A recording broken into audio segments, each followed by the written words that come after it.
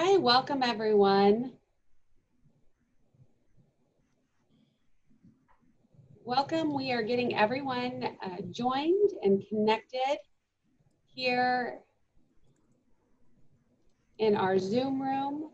It's going to take just a minute or two. We've got over 100 people who have registered for today's event, so it might take just a second for everyone to get connected and in the room. It can be challenging sometimes. So we're going to hang out for just a second and then we'll get started.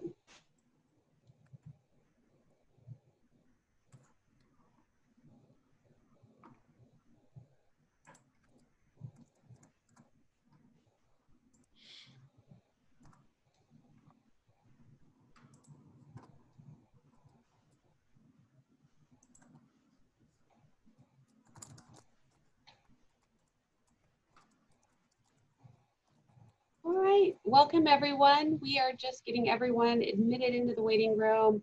We'll give everyone maybe just another minute to get in and connected so nobody misses out on today's conversation, and then we'll go ahead and get started.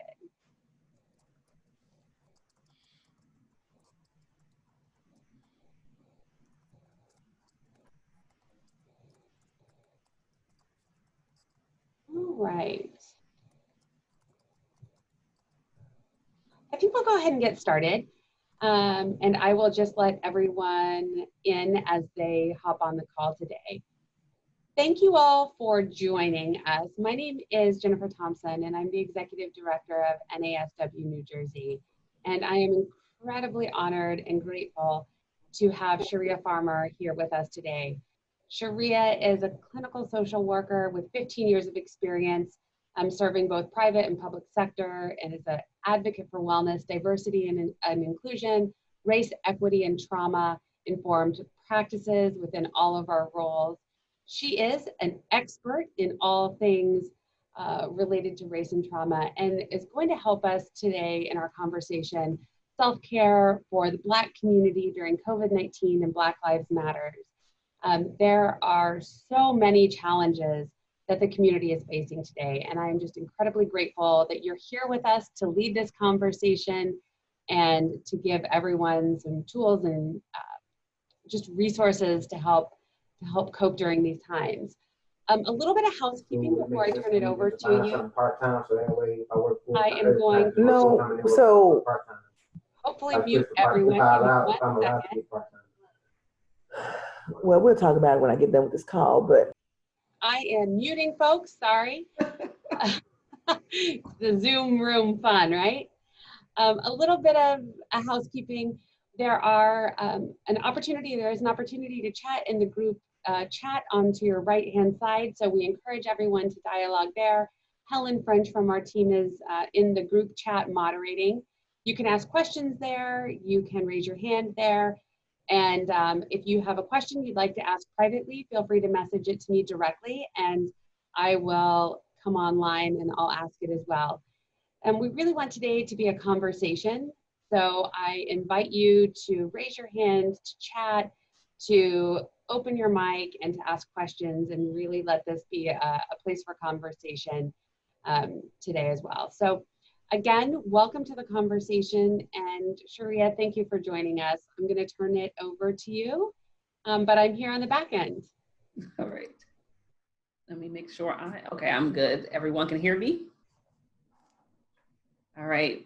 So thank you for having me. I was honored to be able to come and talk to a group of people who I know are servicing others, but also taking care of yourself becomes such a priority. So what I'm going to start off talking about, and I'm sure that just based off of the racial trauma or the racial series that has been going on lately, we've kind of talked a little bit about racial trauma, historical trauma, and some layers of trauma that comes from just basically even before COVID-19, as well as Black Lives Matter movements, we have been experiencing on a day-to-day basis, and this is just an escalated time. And so first I wanted to kind of give a little bit of a difference between what we would define as, say, collective trauma.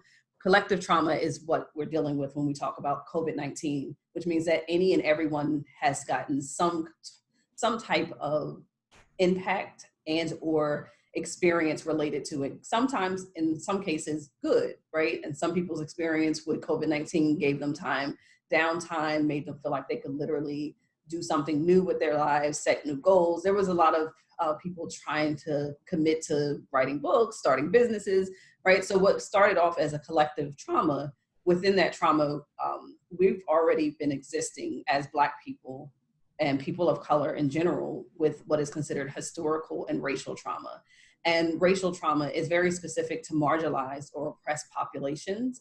And so some of those things we kind of live with day to day all the time. And we've gotten so used to them, especially as the working professional who helps others. We've gotten so used to them that we don't always resolve them. And so some of the things that I want to talk about first is what are some signs that you may be experiencing effects of racial trauma. And I'm sure that you as professionals may have heard some of this before, but I thought it was a good place to start, almost as a checkpoint for ourselves or a checklist for ourselves, and being able to adapt it to your professional role and identity as you kind of think about these things in terms of the checklist. So the first thing is, am I avoiding things? Am I not wanting to talk about or discuss race outside of the actual requirement that I'm actually dealing with it, or if it's part of my lead job? Am I depersonalizing, disassociating? Am I actually having flashbacks from my own experience related to some form of trauma specific? I know for myself personally, I do EDI work, equity, diversity, and inclusion work all the time. And so there's certain things that I do every day in preparation for those trainings and or after those trainings. However, what I realized that during the George Floyd, specifically Breonna Taylor incident, I needed to take a break because I started having personal flashbacks related to my own encounter with police when I was a teenager. And so I literally had to say to myself, this means that I'm having a trigger, and it's as a result of an actual racial trauma, microaggression, racism, whatever you want to call it. And at that point, I had to take a step back and start to think, how do I care for myself, not just in this moment, but even moving forward? Am I hypo-aroused or hypo-vigilant, right? So am I outside of my window of tolerance, right? And each of us may have a different experience with understanding our window of tolerance, but things like, am I numb? Am I no longer really wanting to discuss or hear about subjects that I know that I need to work in and or help support others as they do the work? Am I sleeping? Am I sleeping too much? Not just always not sleeping enough. And some of these things are prolonged, right? So am I in prolonged distress as a result of reading or seeing and witnessing and or actually having my own personal experiences around racial trauma? And so there is tons of other examples of what could be happening, but I also think some of the ones that are a little bit hidden are like a decline in our executive functioning, right? Having difficulties remembering things, difficulties concentrating, or having actual conversations that bring us pleasure, right? So always feeling isolated or alienated around the subject, specifically around race, or feeling like I have to be the person who speaks on behalf of an entire race. So these are some of the kind of signs that could be telling us that we are personally, even as a professional, experiencing trauma related to racial trauma or triggers related to racial trauma. And so the other one that I think that is kind of hidden is this shame. Am I doing enough? Am I helping enough? Am I helping other people get attached to things to make sure that they're advocating, specifically when it comes to Black Lives Matters? There's so many elements of how do I get involved? How do I have impact? And for working professionals specifically, we want to have impact, but sometimes what that costs is that we're having impact, but we're not having any rest. And so I wanted to start with kind of giving you an idea that even if you understand those things clinically for other people, you have to be able to find for yourself, what am I experiencing as a result of all that's going on in this world? Not just COVID-19, but also Black Lives Matter and the racial trauma that you're experiencing and or exposed to at this point. And so those were the first things that I wanted to talk about. just in terms of some of the triggers. Now, there are tons of other triggers that could be listed. I'm sure that if we did like a poll, there's probably people who have very specific examples for themselves. But I wanted to start there with some understanding that most of us are experiencing, even if we're not aware of it, consciously or subconsciously, levels of trauma and exposure to trauma currently. And how we deal with that as professionals is about taking care of ourselves and making sure that we are refilling ourselves to the point where we are actually resolving and or preparing to resolve any issues that might complicate our role as servers, right? And so the question really that I wanted to start with is, what are some of the things that you're doing in this moment to take care of yourself? Is there anyone here who would like to respond? You can raise your hands, unmute yourself. Hello? Hello. Hello. Hi. If you can Hi. tell us your name and where you're calling from, I think that'd be great. Okay. Hi, I'm Ashley Battle. I'm calling from New Jersey. I'm a behavioral health consultant for Jefferson University. And for me, self-care has been about limiting my time viewing the news and staying off of social media. While I love social media, I think it's a great tool for being informed. I had to have a conversation with myself and say, you know what, are you feeling better after you've consumed all of this information? I feel like there's so much information. I'm constantly torn between wanting to be informed and wanting to disconnect and feeling like I need to disconnect. So I will say that's new for me, feeling like I really have to put my boundaries, really tighten my boundaries with how much information I'm consuming. Thank you. And one of the things that, just to support the reason why that's actually beneficial for all of us, and the reason why I'm going to ask people what they're doing is because what you don't realize is there's some things that one or two of us are doing that could benefit the whole group. And part of even just minimizing or decreasing the amount of negative information being put in is part of actually allowing our systems breaks and allowing us to have breaks that are literally not about guilt and shame, but separating to say to ourselves that this is about me getting a moment to heal amongst this brokenness that's going on in the world. And if I want to be prepared to be able to take on or to do a lot of things, I need to take this moment to separate myself from all of the negativity. And so one of the ways that I do that as well is to cut back my social media, but also in order to stay informed, because I also want to be informed, I have time frames in which I watch the news. And then after that, there's no more news for the day. Mm-hmm. Because what I do know now more than ever is that we can't guarantee that it's going to be positive or negative, but we know that tomorrow they'll do a recap of everything that went on. Mm-hmm. And so that time frame is very important for me because it's setting a boundary even on myself and how much I want to help. Because every time I hear something, it makes me want to go into action. Yes. And so as a result, I have to take my own boundaries, even on myself, and say, you don't get to watch this after this hour just because you need a break. So thank you. Thank you. So I saw some other ones, but I want, anyone else want to let us know what you're doing?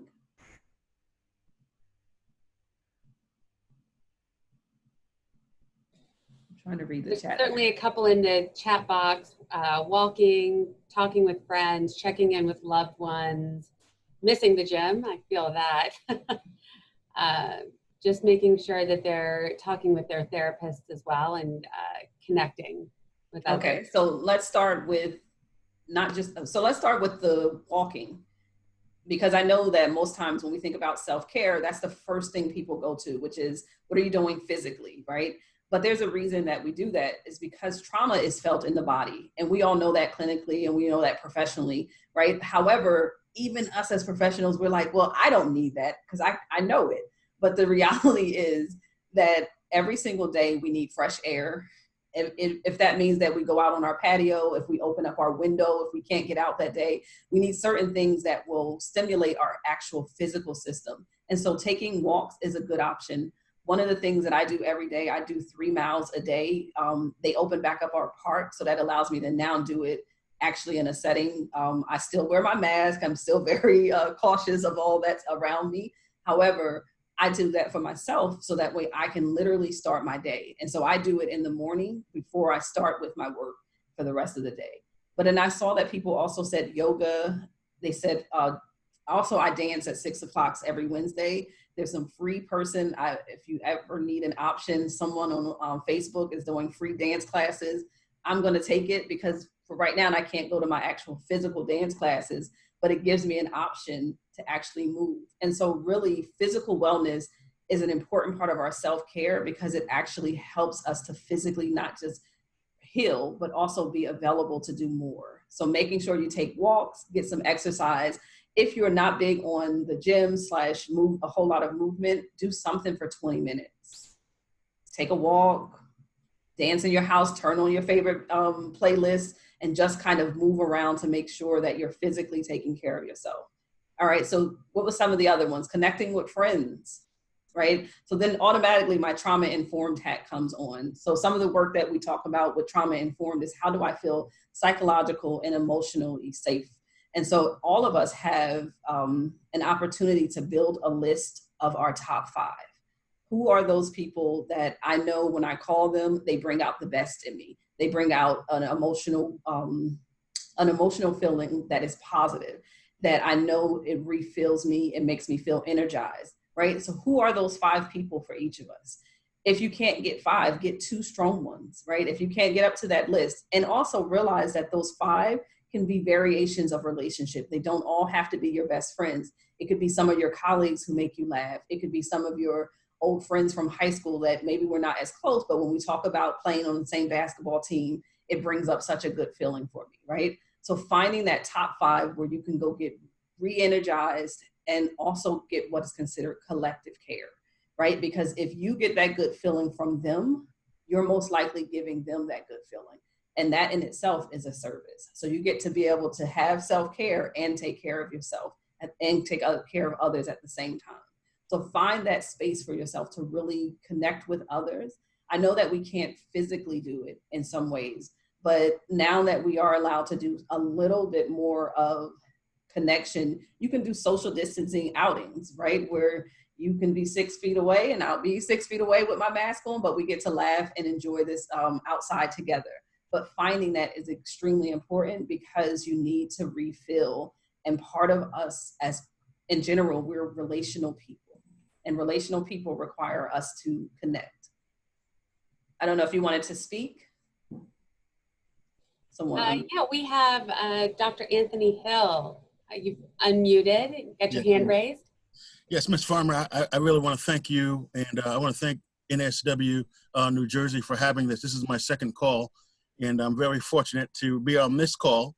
I did attend one previously, but I really like what you said about I'm the one who walks, and I used to go to the gym. I'm an avid racquetball player and can't play racquetball because it's close proximity. So I go out and I walk, and I have walked with a friend, socially distanced, so that was very helpful. But what you said about reaching out to family and friends, and specifically friends that we give so much as social workers. I'm a social work professor here in Massachusetts, but we give so much professionally, we give so much personally in our family, in our church, in our community. So really connecting with key people in your life that can speak back into you and really can be constructive. I call them critical friends that could really tell you as it is, not to make you feel good. You know, will say, hey man, you were wrong. You need to apologize, or also give you kudos and affirmations as well. So having those key, and it doesn't have to be a lot of people, but they're key people who I haven't talked to in years, but making that connection during this time has really been special and helpful. So thank you so much. I'm really enjoying this call already. Yeah, you're welcome. I mean, I think that reinforces the reality of being relational beings. And also now, because we are challenged to connect differently, it also challenges us. And I'm an introvert. I know I may not seem like it. It challenges us introverts naturally to have to go a step further, because really, in some ways, we feel like we're getting what we want, but we still need to connect. And so even I challenge those who maybe identify with this as a good experience and feel like this has been helpful for them to refresh, that connection is still a part of even keeping you whole in this journey and at this time. So making sure that we connect with each other. All right, give me another option that was said, Jennifer, I'm sorry. No, that's okay. Being intentional and practicing gratitude. Oh, yes. So I absolutely love gratitude. I do it in the morning time, in the evening. And so I actually have a gratitude journal that I give all of my clients, because I feel like no matter what we're working on through this process, we have to stay focused on finding the little things. And so every single day, even with all of my adolescents, we have a check-in for what was one thing that brought them pleasure this day. And so most of us become really challenged. Most of us will be like, well, there was no pleasure. The world is going up in a storm. I can't believe you would ask me such a question. But the reason I'm doing that is because when it comes to trauma, if you don't connect to hope, there is this level of disconnect to even the service you're providing. And so you'll find that you'll actually get numb, stifled and unstuck, and almost feel like what you're doing doesn't matter.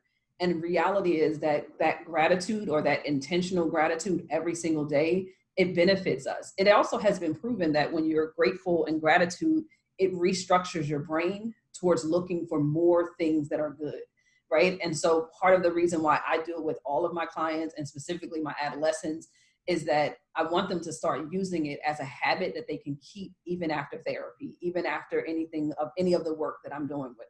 And so I would say, if you are challenged to do this throughout your day, just pick one thing that really either made you laugh, could make you laugh, because there's also that reality, right? So I have not been able to see all the young people in my life physically, right? And so a lot of them come up to my door. I have a glass back door, so they know that I'm really big on the social distancing. So they know they can't come in. So they'll make a time where they'll do things that will make me laugh, just because they'll show up because they also know that they're always welcome. They'll just show up and it'll make me laugh in that moment. So even having that in the back as one of the things I can always pull on to be grateful for, even if it didn't happen today. So finding those things that that brings you joy. If you have children, even though I'm sure right now, having children, we're all like, can we get ready for school? There will be no more virtual school. However, even knowing that some of the jokes that they naturally do, the dancing or the performing or the creativity that they have, find it, right? So I like to tell myself, you need to find a distraction of joy. When I feel like I'm really escalated or been triggered, that's my thing. I need to find a distraction of joy. And whatever that means for you, or defining joy for you, is going to be important, because even if you are on the front lines physically, in your offices, working with people who are supporting others, you need to be able to stay connected to hope, because it can become real easy. And I'm sure we know this even before right now with vicarious trauma, it can become real easy to become numb. And so really distract yourself with some of those things that are hopeful and great, that you're grateful for. Some of the other ones? We have someone who shared that they're watching Aspire TV programming that has all Black casts and programming, makes them feel good to see everyone in a positive light. Love it, love it. The reason why that's actually helpful, especially as we talk about racial trauma specifically. So in my infinity groups being groups that are designated by culture and or identify culture. And so in my infinity groups, one of the things we talk about in order to respond or resolve trauma related to racial incidents is that we have to curate our space. What that means is we have to create what we take in that is positive about our own culture.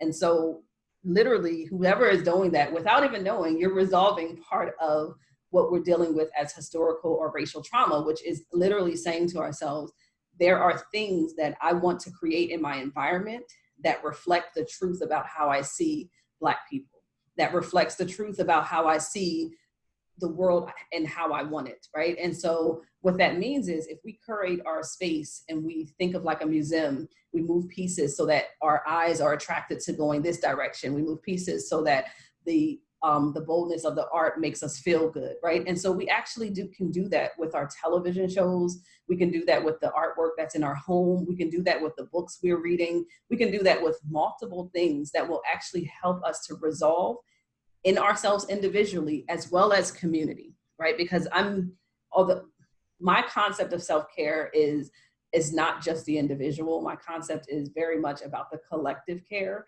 And so what that means is that my caring for myself impacts or models what I have in an expectation for my community.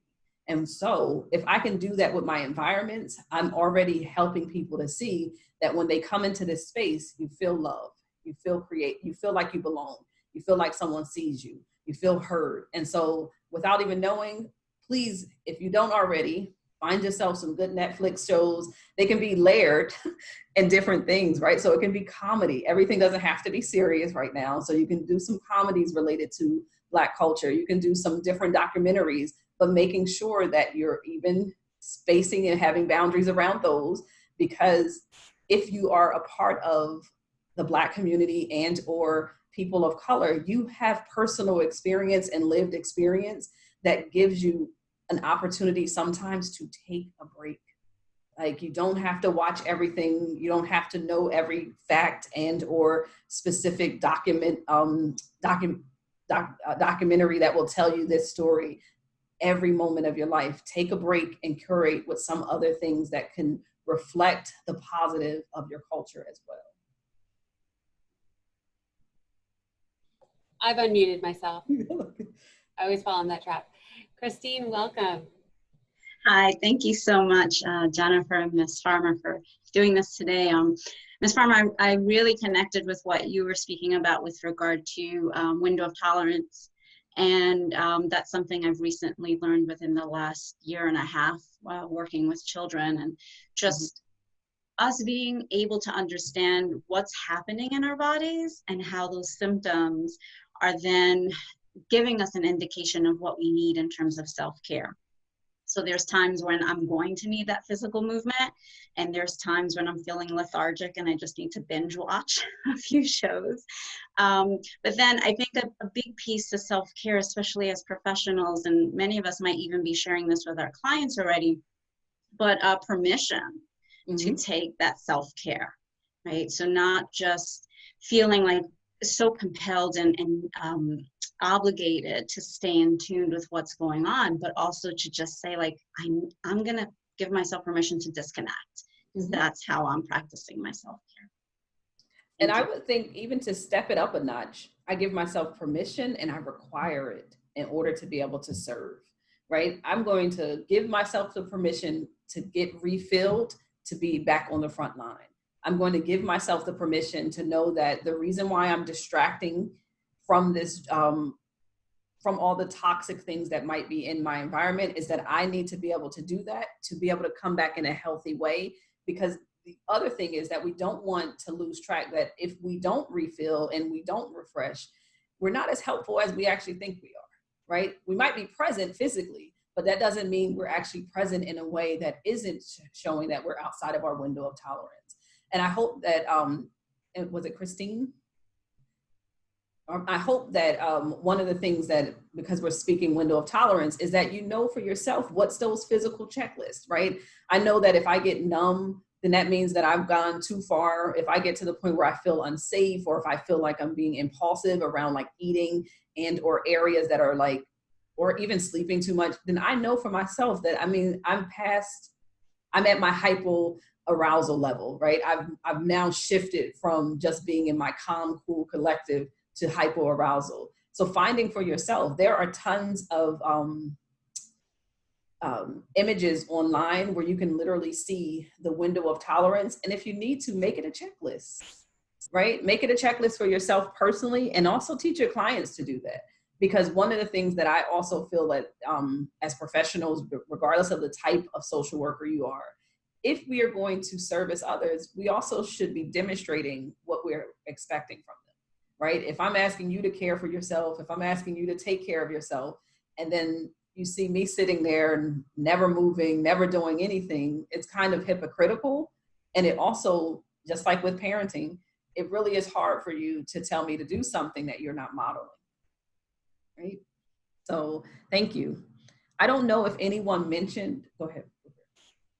Nope, go ahead. I was just going to see if there's anyone else who wants to raise their hand, you can certainly do so.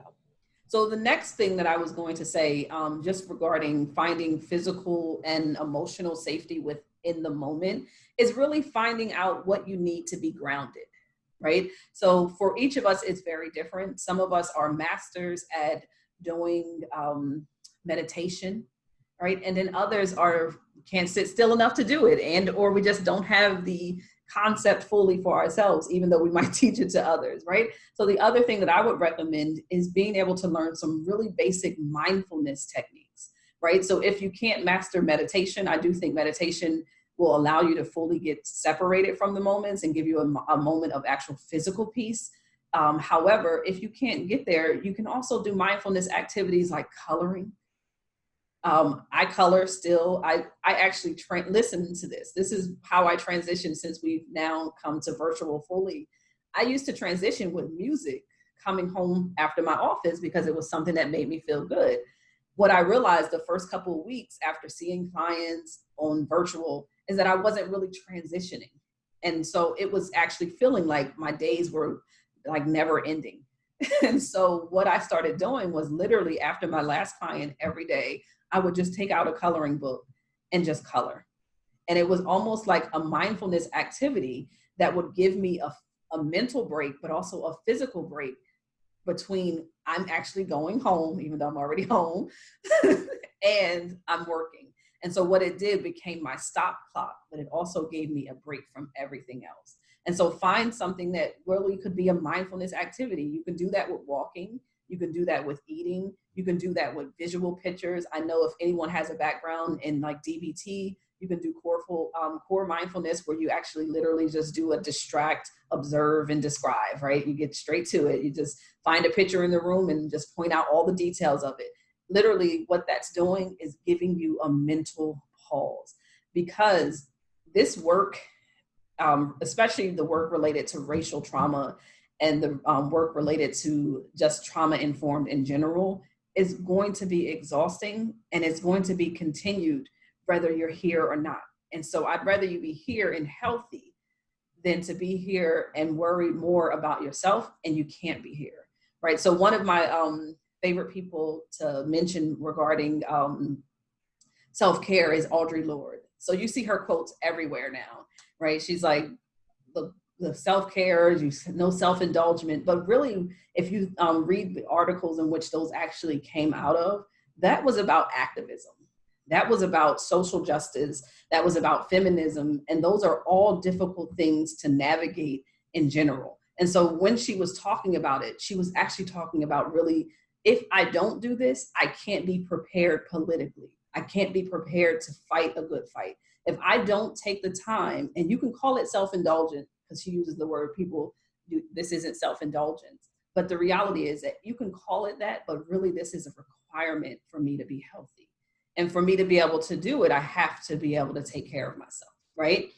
Now, if you know anything about Audrey Lord, one of the things, her cancer journals, and I'm not going to get too far because I can go on and on about her. I do love her. But her cancer journals talks about really poverty. It talks from a social worker and social justice perspective. But really what she was trying to tell us is that that same access that we're trying to get for other people, we have to get for ourselves, because it will take our life. She had a very short life, and she really wanted to make sure that her journey was not going to be repeated, right? In the effort to really say that if you're going to do this good work, you have to take care of yourself. All right, give me some more examples. What are some other ways? And thank you for putting up the quote. We have someone who said being mindful of diet is certainly a form of self-care. Yes, it is. I also think with mindfulness of diet, when we're talking trauma, certain things that we eat also impact our mental health, right? And so being prepared to actually make your plate more colorful is also going to be helpful in this time frame. And so what I mean by that is simply saying, okay, I'm not a master chef, but what I can do is get a salad with each meal. If I'm going to do a cheeseburger, I will skip the fries, right? No one's saying you have to give up all the things that you might find joyful or find good, because I did say seek some distraction and joy, right? That could also be food, right?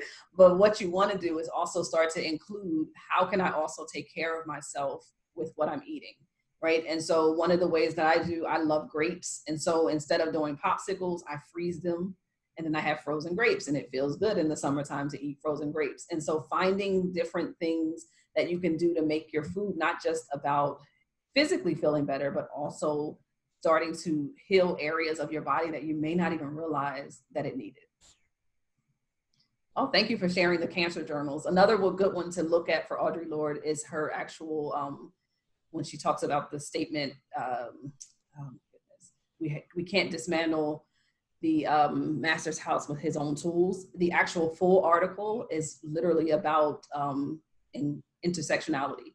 So, but I know that's not what we're here for. We're here for self-care. So give me another one. Someone has shared that standing on their faith and their spirituality. So spiritual wellness is important for all of us, right? And so how we define that is going to be very specific to who we are. But being able to really identify in this time, especially when we talk about that connection between trauma and hope, and really talking about how important it is to find hope. When we have faith, regardless of what maybe your practices of faith, there brings a level of hope. And so actually spending time in whatever you actually use or participate in with your spirituality. So for myself, I actually now am, and I was reading it, but I'm definitely wasn't reading it as much as I am now. And I'm now reading the Bible in the morning more often before I start my day. So that's something that I do personally. And so it actually, just like some of the other things, helps me to get started and gets moving. And so it becomes really important to now start to increase your practices, right? Because isolation, so if we just take the COVID-19, just that alone, it put us in a position of feeling isolated. And so one of the ways that we feel less isolated is when we connect to whatever we believe in, but also we commune with those who also believe in it, right? And so finding those connections may be beneficial as well in terms of that top 5, and or even if it's just sitting in those communities, right? So being able to listen to different sermons, being able to listen to different lectures, being able to listen to, or to actually participate in yoga, right, can be very connecting to our spirituality, right? So being able to find those things that connect to hope and also our faith. And someone from Facebook says that they read a passage of prayer every day as well, and that's really helpful to them. Someone else shared that they're cleaning things out, disposing, Marie Kondoing their homes. Decluttering, right? So even just the concept of decluttering, the word in itself tells you what it's doing, but decluttering has also been another thing that's proven to help with our emotional wellness, right? So having a space that we enjoy or a space that feels pleasurable has a lot to do with what we're feeling or how we're feeling. I know that when I feel down or I'm not feeling my best, you can see it on my living room table, right? So you can't come over when I'm not my best because for some reason, everything in the world seems to have fallen on my table. The reality is that when I declutter it, it feels so much lighter. It feels so much like almost like a release.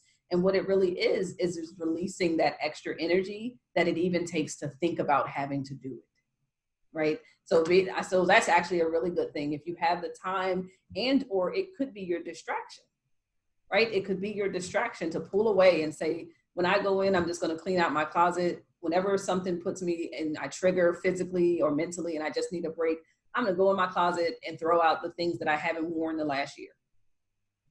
And then that's just a starting point to help me to declutter. But it's also giving me space as I'm starting to move through the work that I'm trying to do. I love that. Is there anyone else, if you'd like to raise your hand or unmute yourself, we'd love to hear from you.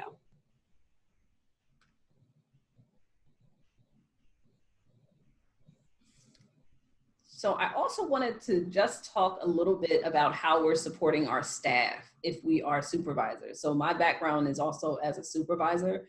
And so one of the things I think that as social workers, when we think about self-care, again, it goes back to the individual. But how are we also making sure that we're modeling and or talking to our staff about what they need to continue in their roles? that has become one of my focus with my own staff. I literally right before, like a week before we were put on the stay at home, I hired 2 new people. So they didn't even get to connect with us as a staff. They went to doing their work fully virtual. And so finding ways to make sure that you are giving them a level of connection, even if they have their own connection outside of your work, so that they can also be very clear that your goal as social workers, or your goal as in whatever position you're in, is about service, but also service and connection to caring for yourself. So making sure that we take the time out to check in on our staff about how are they taking care of themselves. I have one staff person who lives alone, and so we actually check in more often, not because I need to check in on her work or anything, but because I also want her to know that she has a presence in me, right? And so being able to make sure that whatever you learned today that might benefit you, pass it along, pass it to other people who you work with, pass it to someone in your family, just pass it along, knowing that as we try to continue good work on multiple layers, we have to be able to refill constantly. And we also need to teach our communities to do the same thing. And then also make sure that it's according to, just for class purpose, I make sure that you're talking self-care related to what they can do and what they can afford to do, right? We don't want to make this something that no one can reach besides those who can afford a yoga class, the perfect diet, right? We don't want to make it anything that's so isolating that it doesn't feel like even our clients can reach. So finding free and accessible things for our clients to also find self-care is part of even caring for ourselves.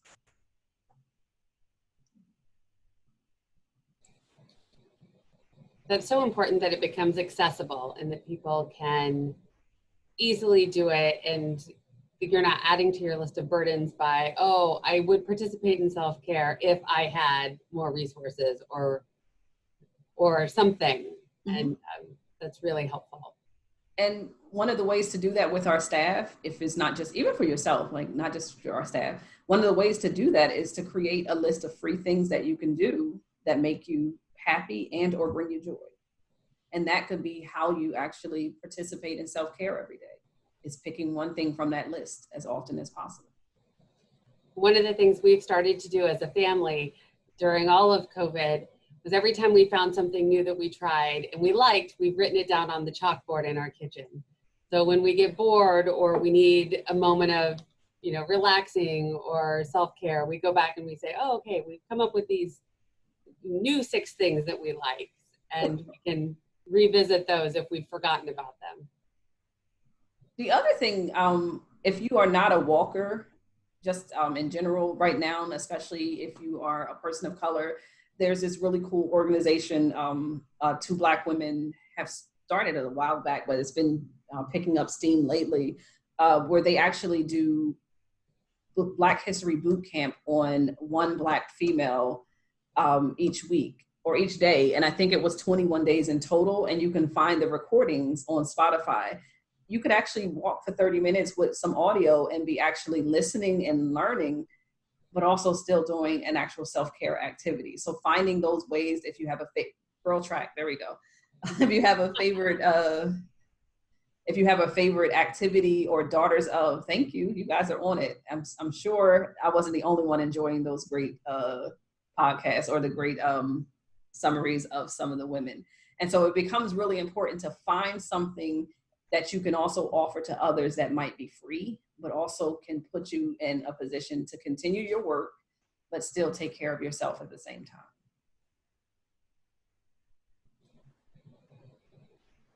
I think that's great. Wondering if there are other thoughts on how you can practice self-care during your workday, right? So not just about the transition, but are there ways that we can be doing that during our workday as well?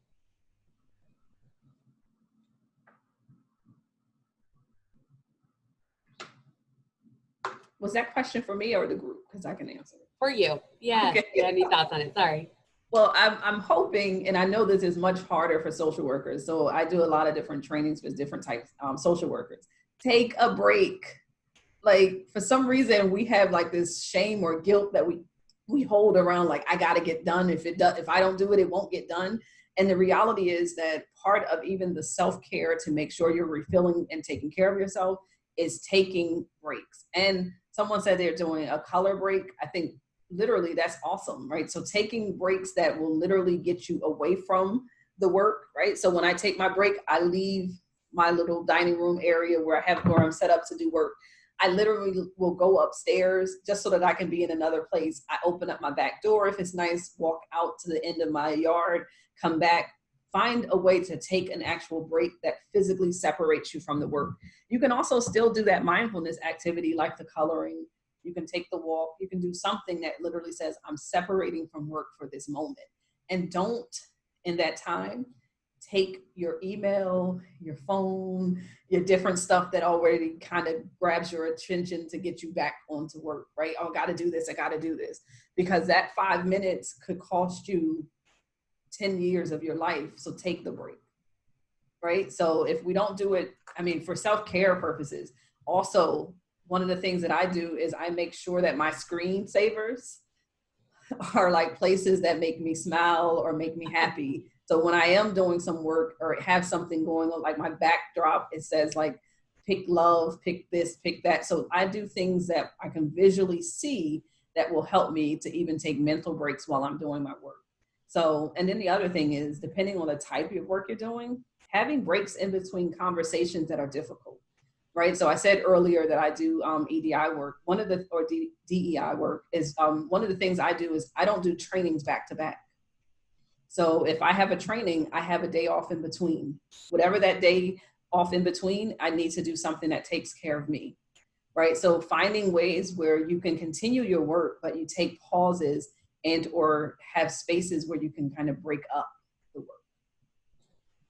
I think it's so important. One of the things we hear about so frequently, and a couple of you have shared privately today, is that particularly now during COVID, you're just on back-to-back Zooms and you feel perhaps more scheduled than you were before. And in our past life, you would have a meeting and you would drive to another meeting or walk between classes or have a break in some way. And now there isn't that transition. You just go from one link to another. Mm-hmm.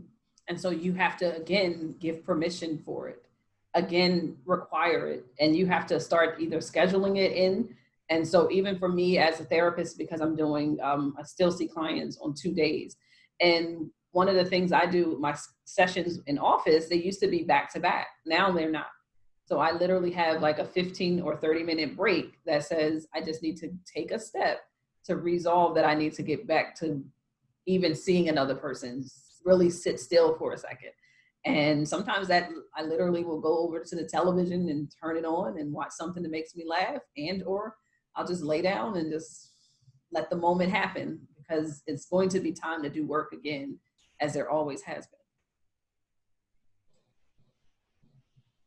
Is there anyone else who has questions that you might want to ask, something to contribute to the conversation in our last 15 minutes here? We'd love to hear more tips that you have and self-care strategies as well.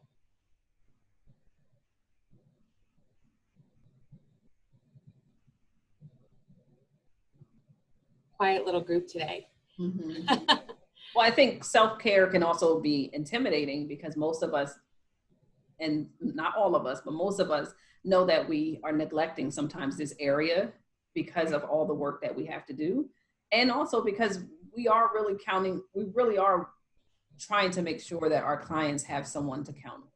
And so it's not out of a bad reason why our self-care plans are off and we can't find the time, but making sure that even as a supervisor or an agency that you develop wellness groups, you develop opportunities to maybe take care of yourself as a group might be really important. And so even if we are virtual, you can do that through virtual happy hours. You can do that through making sure that every meeting isn't about getting a task complete, but we actually may do a walking meeting.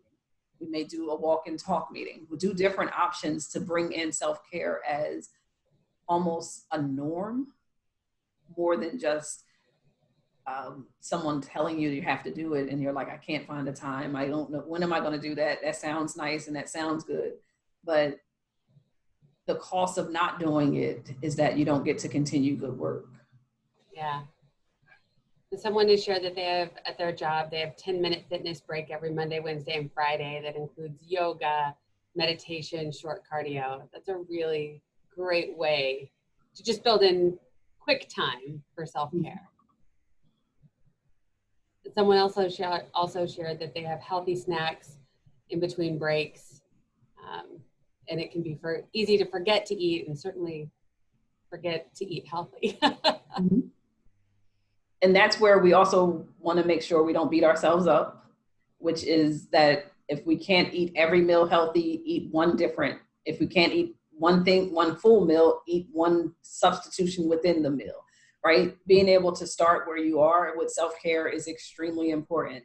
So just some of the helpful areas to consider for yourself is physical, psychological, emotional, spiritual, and professional self-care. So finding for yourself one thing in each of those areas can be a starting point, right? So for your physical, you might say, well, I'm going to eat well or exercise. For your psychological, you might actually journal, right? We tell our clients in different types of things to actually write it down or reflect on it. So as a professional, the same is true when we experience or deal with trauma as well, is that we need to reflect, journal, and write it down as much as possible. And sometimes you need to junk journal, which is you write it down and throw it out, right? It doesn't need to go any further than that.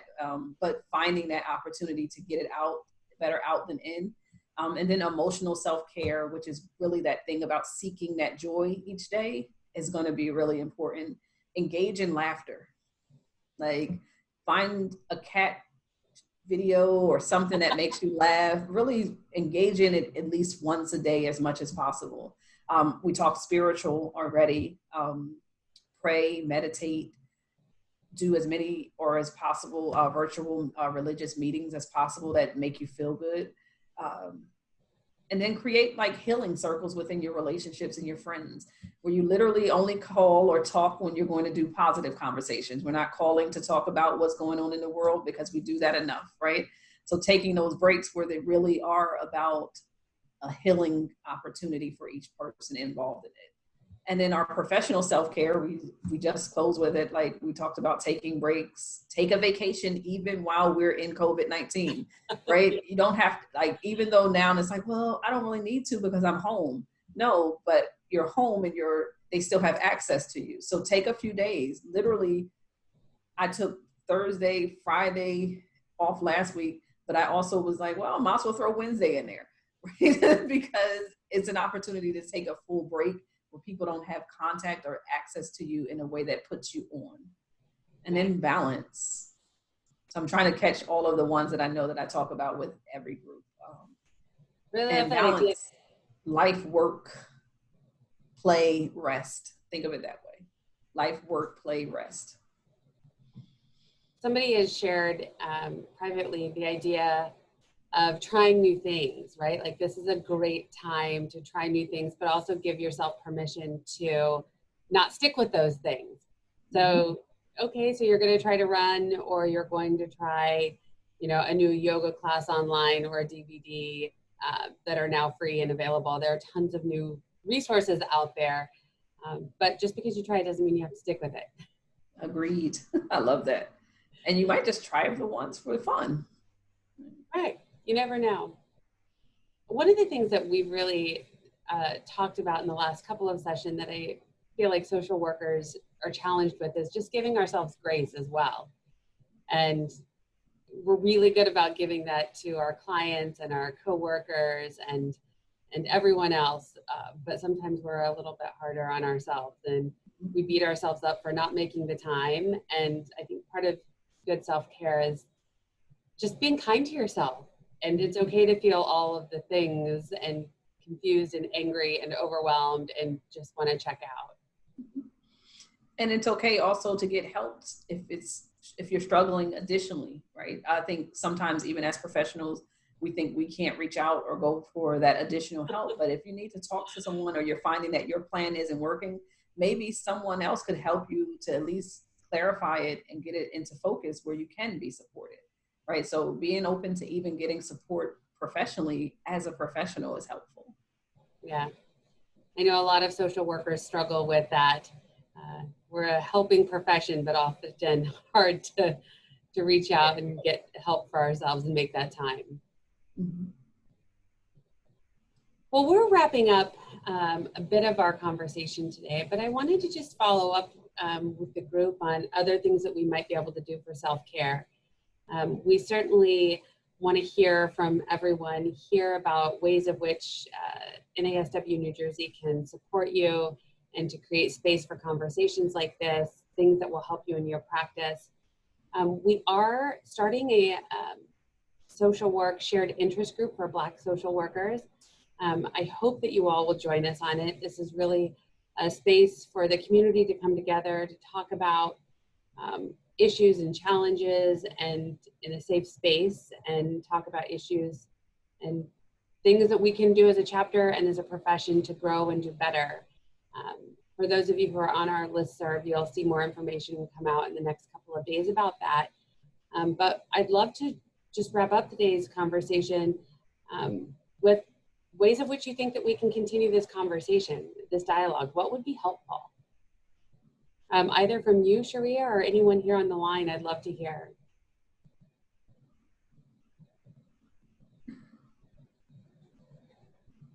Or if you're too intimidated, you can certainly chat it or email us afterwards or Facebook. Well, I think for just me personally, I can't speak on behalf of everyone.